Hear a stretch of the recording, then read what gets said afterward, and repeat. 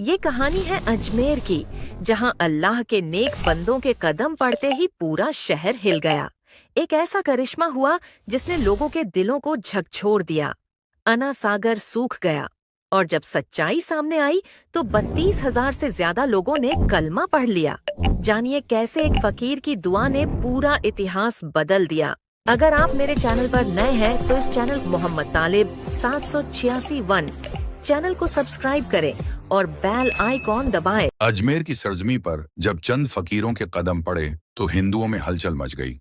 ये फकीर कोई आम मुसाफिर नहीं थे, बल्कि वह अल्लाह के नेक बंदे थे जो हर वक्त इबादत में मशगूल रहते, जिनकी जबान से हर वक्त अल्लाह और उसके रसूल का जिक्र होता।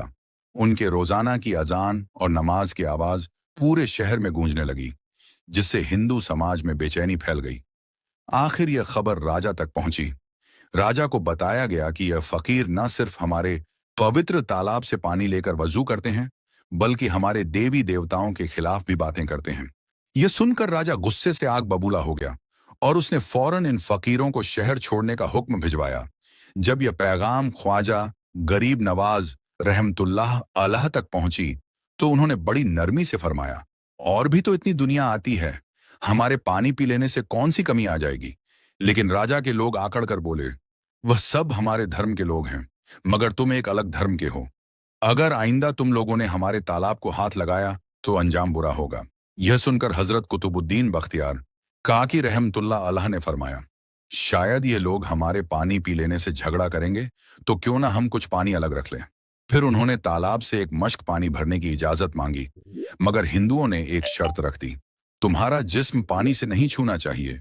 हजरत कुतुबुद्दीन बख्तियार काकी रहमतुल्लाह अलैह तालाब की सीढ़ियों पर बैठे और बड़ी अजीब बात हुई।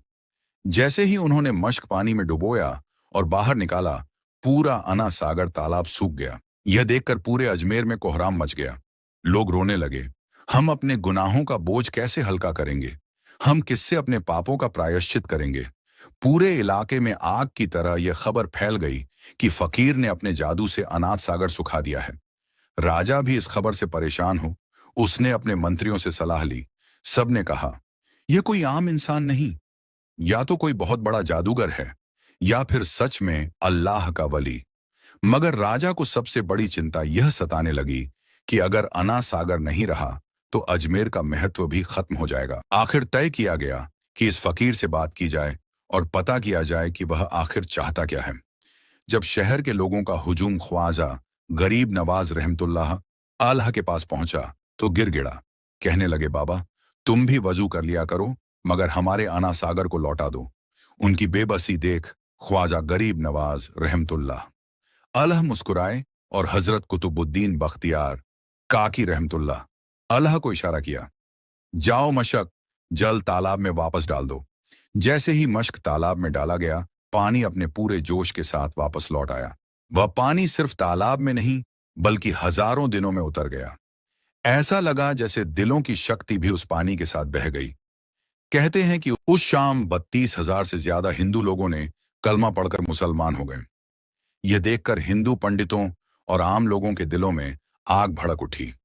वे डरने लगे कि अगर यह फकीर कुछ दिन और यहां रुका तो उनकी पूरी संस्कृति खत्म हो जाएगी। इसीलिए राजा ने अपने सबसे बड़े पंडित रामदेव को बुलाया और उसे आदेश दिया, तुम्हें किसी भी तरह इस फकीर को हराना होगा। अपने ज्ञान और तर्कों पर बहुत गर्व करता था।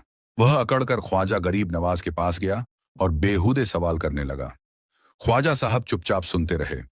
जब रामदेव ने हद से ज्यादा शोर मचाना शुरू किया तो ख्वाजा गरीब नवाज रहमतुल्लाह अलैह ने सिर्फ एक बार उसकी तरफ देखा और मुस्कुराकर फरमाया, रामदेव तू शोर मचा रहा है, लेकिन मैं तेरे माथे पर ईमान का नूर देख रहा हूं। इस एक जुमले ने रामदेव की पूरी दुनिया बदल दी। अचानक उसके दिल में कुछ टूट सा गया, आंखों से आंसू निकले। वह ख्वाजा गरीब नवाज के कदमों में गिर पड़ा और रोते हुए बोला, बाबा जिस धर्म के तुम हो उसी धर्म में मुझे भी शामिल कर लो। जो जीतने आया था वह हार चुका था, जो खरीदने आया था वह खुद बिक चुका था। अजमेर के लोगों ने देखा कि कैसे एक नजर ने दिलों को बदल दिया। यही तो अल्लाह वालों की पहचान होती है। जब वो अल्लाह के हो जाते हैं तो सारी दुनिया उनकी हो जाती है। सुभान अल्लाह दोस्तों, ये थी अजमेर के महान वली ख्वाजा गरीब नवाज रहमतुल्लाह अल्लाह की करामात। अगर आपको यह कहानी पसंद आई हो तो इसे अपने दोस्तों और परिवार वालों तक पहुंचाएं और मोहम्मद तालिब 786 यूट्यूब चैनल को सब्सक्राइब करना ना भूलें। अगली बार फिर किसी नई रूहानी दास्तान के साथ मिलेंगे। तब तक के लिए अपना और अपनों का ख्याल रखिएगा। खुदा हाफिज।